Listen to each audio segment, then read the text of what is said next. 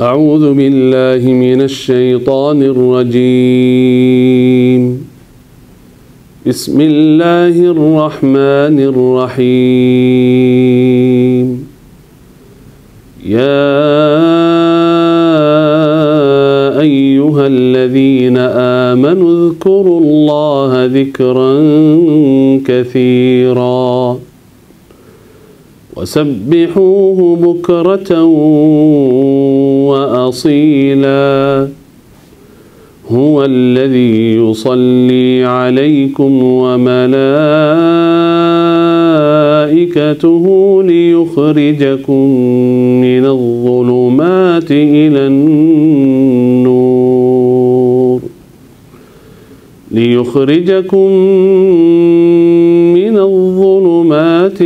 النور وكان بالمؤمنين رحيما. تحيتهم يوم يلقونه سلام وأعد لهم أجرا كريما. صدق الله العظيم. Assalamualaikum warahmatullahi wabarakatuh. Sahabat Bang Dai yang dirahmati Allah Subhanahu wa taala. Alhamdulillah, hari Selasa tanggal 2 Februari 2021, adik kandung dari Syekh Ali Jabir, Syekh Muhammad Jabir, ditemani oleh sahabat saya Habib Dr. Rahman Al-Habsyi, Ketua Yayasan Syekh Ali Jabir, bersilaturahim ke tempat saya. Masya Allah, terobati rasa kangen dan cinta kepada Syekh Ali Jabir, karena Syekh Muhammad Jabir wajahnya sangat mirip dengan Syekh Ali Jabir yang kita sangat cintai dan kita sayangi. Alhamdulillah, saya sangat bersyukur pada Allah ketika tanggal 12 Desember milad saya, khusus Syekh Ali Jabir memberikan video ucapan selamat dan mendoakan saya.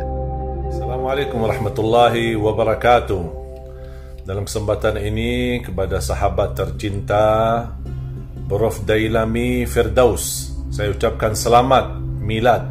Mudah-mudahan panjang usia, selalu sukses, sehat walafiat, dan selalu dalam lindungan Allah Subhanahu wa taala. Dimanapun berada, selalu disertakan taufiknya dari Allah Subhanahu wa taala. Selamat bahagia dunia akhirat. Salam hormat untuk keluarganya. Selamat milad sekali lagi, dan semoga selalu sehat walafiat. Amin ya rabbal alamin. Saya Ali Jabir. Wassalamualaikum warahmatullahi wabarakatuh. Silaturahim terus berjalan. Alhamdulillah, Syekh Muhammad Jabir, adik kandung dari Syekh Ali Jabir, datang dan kita membicarakan banyak hal yang menyangkut bagaimana kita ingin supaya apa yang dijalankan oleh Syekh Ali Jabir menjadikan 1 juta penghafal Al-Quran di Indonesia ini tetap bisa berjalan, bisa berlanjut, dan bisa sukses dengan bersinergi bersama. Alhamdulillah, banyak hal yang kita bicarakan pada kesempatan silaturahim dengan Syekh Muhammad Jabir, dan ini adalah satu rahmat dari Allah Subhanahu wa taala. Semoga Allah meridhoi daripada apa yang kita perjuangkan, melanjutkan warisan perjuangan daripada orang-orang yang soleh dan solehah untuk memartabatkan Indonesia. Figur daripada Syekh Ali Jabir yang memang selama ini kita tahu Syekh Ali Jabir, dan apa yang memang beliau cita-citakan yang memang perlu dilanjutkan oleh Syekh Muhammad dan juga oleh kita semua. Masya Allah. Alhamdulillah Rabbil Alamin. Allahumma salli ala Sayyidina Muhammad wa ala alihi wa sahbihi ajma'in. Pertama-tama, terima kasih, jazakumullah khair jazak. Saya senang sekali bisa tampil di channel Bang Dai. Ya, Bang Dai channel. Bang Dai channel ya, Masya Allah. Semoga barakah ya. Amin, amin, amin. Ya Rabbal Alamin. Dulu ketika isi saya kemana-mana dikatakan ini mirip banget Syekh Ali Jabir, saya senang. Saya senang. Tapi sekarang saya agak sedih, gelisah, karena saya ingat beliau langsung. Ketika dia berkata, saya ingat beliau almarhum. Ini juga tanggung jawabnya besar, karena banyak jamaah yang harapan mereka karena mungkin yang paling mirip wajahnya, suaranya, dakwahnya saya, itu tanggung jawabnya besar. Itu tanggung jawabnya besar. Ya, kita melanjutkan. Habib sudah tahu saya sebenarnya sudah berjalan dakwah dari dulu, bahkan sebelum datang ke Indonesia saya sudah berdakwah ke beberapa negara, tapi Indonesia belum. Setiap tahun dia mengajak saya, Syekh Muhammad harus antum ke Indonesia, harus siap, insyaallah nanti aja, ya. Harus antum ke Indonesia, ya insyaallah siap nanti. Belum ada niat, subhanallah. Sampai beliau berkata, kalau antum ke Indonesia, saya yakin antum nggak mau balik lagi ini, katanya. Karena beliau berkata umat di sana, umat Islam lebih membutuhkan Anda daripada penduduk Madinah. Betul. Karena antum tahu, beliau berkata, Syekh Muhammad lebih tahu bahawa sahabat itu lebih dari 100.000 yang penduduk Madinah, tetapi yang meninggal di Madinah cuma 10.000-an itu. Sisanya di mana ya? Lainnya semuanya di luar. Itu hujjah kan? Itu hujjah. Terus dia bawa ke Indonesia di Ramadan tahun 2011. Saya menjadi imam di Masjid Agung Sunda Kelapa. Subhanallah, saya sebenarnya temanin beliau bukan dari dakwah Indonesia, dari sejak kecil kita bersama, dakwah sama, belajar Qurannya sama, rumahnya satu rumah, tahfiznya satu, gurunya satu. Syekh Ali Jabir ini punya kelebihan. Kelebihannya apa? Yang tadi sampaikan Habib, itu yang suka dia memberi kebaikan untuk orang lain. Kalau ilmu, mungkin banyak yang punya ilmu sama. Saya bilang sama jamaah, saya sebenarnya tidak jauh ilmunya dari beliau. Mungkin seperti wajah dan suara tidak jauh, juga ilmu dan lainnya tidak jauh. Tapi hatinya, cita-cita beliau, niatnya, ikhlas, keimanannya, itu jauh banget dari saya. Itu saja, itu bukan karena kakak saya, itu luar biasa. Yang tadi cerita Habib, itu terjadi sering. Dia selalu membantu orang lain, siapapun yang dia melihat orang itu butuh bantuan, apapun yang dia bisa bantu, langsung dia bantu. Enggak mungkin dia telat ya. Sampai mungkin ditayang di mana-mana banyak jamaah masyarakat yang melihat Syekh Ali Jabir sering di TV di mana-mana, banyak yang fikir Syekh Ali orang kaya. Ya, biasanya kalau muncul di TV sering itu orang kaya. Dia belum pernah mengeluarkan zakat mal. Kenapa? Karena belum pernah melewat 1 tahun uangnya disimpan, nggak ada. Sampai beliau meninggalkan dunia, rumah sendiri nggak punya. Kita kemarin klarifikasi itu mengenai villa. Kenapa? Karena banyak yang fikir itu harta warisan. Saya bilang bukan warisan. Saya bilang bukan harta warisan. Rumah sendiri masih kontrak. Bahkan bayar kontraknya belum. Selesai Desember belum selesai, belum bayar. Kemarin belum bayar. Tapi alhamdulillah ada seorang jamaah dekat dia membayar kontraknya. Begitu. Terus uangnya di mana? Dia sering membantu orang lain. Dia muncul di TV kebaikan beliau itu sedikit, belum sampai 10% dari kebaikan beliau yang suka memberi kepada orang lain. Saya sendiri sudah tahu beliau beli 3, yang saya tahu 3 orang beliau beli rumah untuk mereka. 3 orang, salah satunya pemulung itu seorang saya kenal, orang tua, jonggotnya putih, suka di Jalan Pemuda itu. Dia bersama keluarga sering mendorong itu gerobak, orangnya miskin tapi saleh. Ketika salat dia berhenti salat, Syekh Ali melihat, dia disentuh hatinya, langsung dia panggil, ngobrol, dia ajak ke rumah, kasih makanan. Dia datang ke rumahnya, lihat rumahnya kontrak, bukan rumah sebenarnya, bukan rumah, apa namanya itu yang dari beding ya, bukan rumah ya. Syekh Ali langsung dia sedih, udah saya beli rumah Pak Tunta. Walaupun rumah kecil ya, cuma 1-2 kamar lah sama ruang itu, tapi dia berpikir gimana saya ini beli rumah. Tapi untuk dirinya sendiri belum pernah dia berpikir bagaimana saya bisa memiliki rumah, mobil, usaha dan lain-lain. Enggak. Diberikan ke orang lain ya. Untuk orang lain, untuk terutama keluarganya, orang tuanya, saudara kakak adiknya, semuanya, sahabatnya, orang yang dia tahu atau tidak tahu, dia suka memberikan ini. apa namanya, kebaikan. Kalau ilmu beliau menurut saya standar, kalau akhlak beliau Masya Allah luar biasa, amal saleh beliau juga, saya sering bilang kalau amal saleh beliau itu standar sebenarnya. Apa yang dia sampaikan mungkin Pak Doktor sudah pernah mendengar ceramahnya, itu biasa. Tetapi yang dia sampaikan, dia amalkan. Yang dia harapkan dari jamaah, dia juga sendiri amalkan, dia kerjakan. Misal sedikit qiyamul lail, baca Quran setiap hari, sedekah, memberikan manfaat kepada orang lain, ya, memaafkan orang lain, siapapun itu yang agak susah ya. Itu sebenarnya bagi saya sendiri agak susah. Kalau bagaimana kita bisa memaafkan orang lain yang menzalimi kita, orang musuh kita, kita memaafkan dia. Dulu ada yang apa namanya, mencuri mobilnya, mencuri mobil dari yayasan, langsung beliau memaafkan dia. Udah, tapi saya harap antum jaga salat, Quran, jangan ulangi lagi, maafkan. Orang yang ditusuk kemarin di Lampung, dia memaafkan sebenarnya, dia memaafkan. Tapi dia minta biar enggak jadi ulang lagi, dia serahkan ke pemerintah. Ya, aturan hukum tetap jalan. Tapi hak saya pribadi, saya memaafkan. Kalau hak pribadi, saya memaafkan. Tapi hak umat, hak ulama dan lain harus dijalani aturan pemerintah. Begitulah Syekh Ali.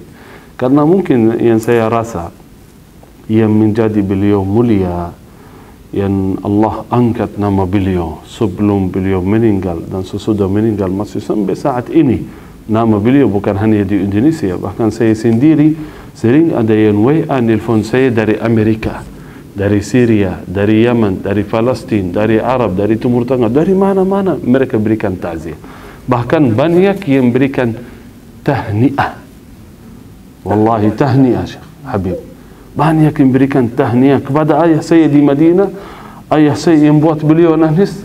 Dia berkata, orang datang di Masjid Nabawi ketemu saya, dia berkata, maaf ayah, maaf abuya, kita tidak mau kata ta'ziyah tetapi tahniah, antum punya anak seperti Syekh Ali Jabir. Itu luar biasa beliau kata. Antum tahniah, beliau hidup bersama Al-Quran, berjuang dakwah sampai beliau meninggal. Itu tahniah buat ayah. Oh, itu buat kita lagi, subhanallah. Salah satunya subhanallah, beliau da'i seumur hidup, sebelum meninggal dan sesudah meninggal tetap dia jadi da'i. Da'i itu di mana-mana. Saya satu cerita saja. Seorang wanita kemarin saya dapat kabar. Dia kerja di salah satu perusahaan besar internasional. Kalau internasional itu ada aturan, biasanya wanita itu bekerja enggak pakai jilbab, enggak pakai itu internasional kan. Setelah beliau wafat, hari berikutnya seorang wanita yang ceritakan, dia masuk perusahaan tapi pakai jilbab semua. Dia tutup aurat semua. Biasanya auratnya luar biasa itu, telah dia tutup semua auratnya. Kaget ini manusianya. Kok kenapa ini? Satu hari langsung ini berubah semua. Kenapa? Ini kan enggak boleh. Katanya, boleh atau tidak boleh. Saya mulai hari ini insyaallah pakai jilbab yang sempurna. Kalau mau terima tetap saya jalan bekerja, alhamdulillah.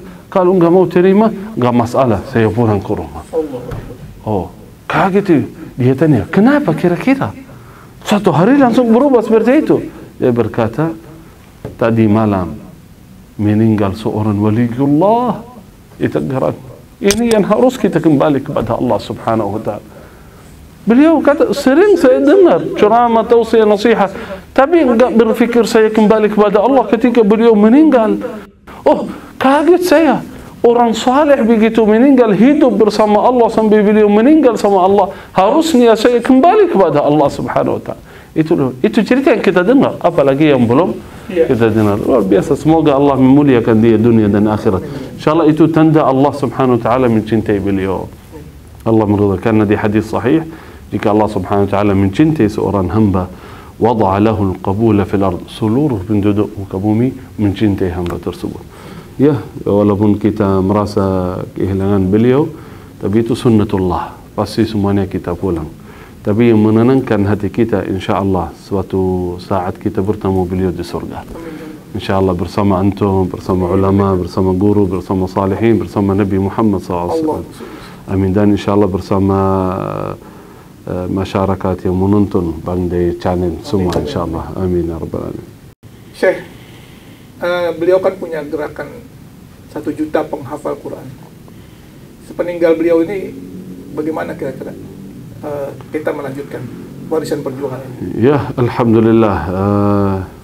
Itu jujur saja ini tanggungjawabnya besar saya. Ini karena itu saya jadual-jadual dakwah saya berubah semua. Di-cancel karena sekarang alihkan ke program Syekh Ali Jantiri. Karena itu tanggungjawabnya besar saya. Cita-cita beliau bagaimana bukan hanya 1 juta sebenarnya, tapi semua diharap sebelum beliau meninggal setiap rumah, sebagaimana kata temannya di Madinah. Beliau berkata ketika saya bertemu Syekh Ali Jabir di Madinah, kemarin ada acara di Metro TV, kita nelfon ke temannya. Beliau berkata, saya tanya Syekh Ali Jabir, kira-kira cita-cita Syekh Ali Jabir apa ya? Ingin apa dari dunia? Beliau berkata. Syekh Ali Jabir sudah kenal, sudah artis, sudah masyhur, ya. Beliau berkata, saya nunggu. Beliau berkata, saya ingin jadi kaya, rumah, ingin mobil ini, mobil. Tapi beliau kata, saya harap setiap rumah Al-Quran masuk ke dalamnya. Setiap warga mereka mencintai dan membaca Al-Quran paling minimal kalau belum hafal Al-Quran. Karena itu dia punya cita-cita beliau melahirkan, mewujudkan 1 juta penghafal Quran. Bukan hanya sekedar penghafal saja, tetapi betul-betul mereka menjaga akhlakul Quran, mengamalkan dengan isi Al-Quran, bukan sekedar hafal saja, tetapi bagaimana hidup mereka jadi bersama Al-Quran. Alhamdulillah sebenarnya sudah mulai kita program ni ya, dengan pesantren kami yang ada di Cipanas. Alhamdulillah sudah mulai, dan juga ada beberapa murid yang kita sudah kirim ke Madinah. Mereka mengambil ijazah sanad dari Masjid Nabawi di Madinah. Mereka kembali kalau kita menjadi guru, ketika mereka kembali dari Madinah menjadi guru. Kalau kita lihat angkanya 1 juta itu terlalu besar. Tetapi kalau kita ingin menjadi 1 juta mungkin jangka panjangnya lama, masih panjang. Tetapi kalau kita melahirkan guru-guru Al-Quran yang ahli Al-Quran, ya, bukan hanya hafiz saja, ahli Al-Quran. Kalau 1000 saja kita mewujudkan, dari 1000 mereka menjadi guru, melahirkan 1000 lagi, sudah 1 juta sebenarnya. Yakin kita kalau kita bersama Al-Quran, Allah memuliakan kita, menjaga kita. Ya, kalau keluarga menjaga Al-Quran, Allah memuliakan keluarga. Kalau misal kita di kota memuliakan dan menjaga Al-Quran, Allah menjaga dan memuliakan kita. Bukan hanya dunia, bukan harapan kita dunia saja, tetapi tujuan kita akhirat nanti. Kalau kita bersama Al-Quran, pasti Allah memuliakan Ahlul Quran nanti. Bukan hanya yang hafal, yang sering saya sampaikan ke jamaah, bukan hanya yang hafal Al-Quran saja. Semuanya yang baca Al-Quran, yang mencinta Al-Quran, atau yang mendukung program Al-Quran, Allah memuliakan mereka karena mereka membantu program Al-Quran. Mohon Syekh, kita tutup pertemuan ini dengan doa. Insyaallah, bismillah. Bismillahirrahmanirrahim. Alhamdulillahi rabbil alamin. Allahumma salli ala sayyidina Muhammad wa ala alihi wa sahbihi ajma'in. Allahumma inna nas'aluka al-huda wat-tuqa wal-'afafa wal-ghina. اللهم اغفر لنا ولوالدينا ولجميع المسلمين والمسلمات والمؤمنين والمؤمنات الأحياء منهم والأموات. اللهم اغفر لعبدك شيخ علي جابر. اللهم اجعل قبره روضة من رياض الجنة ولا تجعله حفرة من حفر النيران. اللهم ارفع ذكره في الدنيا والآخرة واسع له في قبره. واللهم لا تحرمنا أجره ولا تفتنا بعده. اللهم واجمعنا به وبالصالحين مع النبي الكريم محمد صلى الله عليه وسلم في جنات النعيم. ونسألك اللهم أن تغفر لإيبو مؤسسة الشافعية، اغفر لها ولأهلها ولأبنائها. اللهم ارحمها برحمتك الواسعة. اللهم اجعل قبرها روضة من رياض الجنة ولا تجعله حفرة من حفر النيران. وتقبل دعاءها وجهدها ونشاطها وبارك لها في أولادها وذرياتها يا رب العالمين. اللهم وفقنا وأعنا على الاستقامة للدعوة إليك والنفع لأمة محمد صلى الله عليه وسلم. ربنا ظلمنا أنفسنا وإن لم تغفر لنا وترحمنا لنكونن من الخاسرين. ربنا آتنا في الدنيا حسنة وفي الآخرة حسنة وقنا عذاب النار. ربنا تقبل منا إنك أنت السميع العليم وتب علينا إنك أنت التواب الرحيم. وصل اللهم وبارك على سيدنا ونبينا محمد وعلى آله وصحبه والحمد لله رب العالمين. Terima kasih sekali lagi Syekh Muhammad Jabir dan juga Dr. Habib Abdurrahman Al-Habsyi. Terima kasih hari ini kita luar biasa bisa bersilaturahim dan kita lanjutkan ke depan. Insya Allah ada beberapa lagi hal yang warisan perjuangan Syekh Ali Jabir yang kita akan lanjutkan. Semoga bermanfaat bagi umat, bagi masyarakat Indonesia yang kita cintai. Terima kasih. Assalamualaikum warahmatullahi wabarakatuh. Jangan lupa Pandai Channel.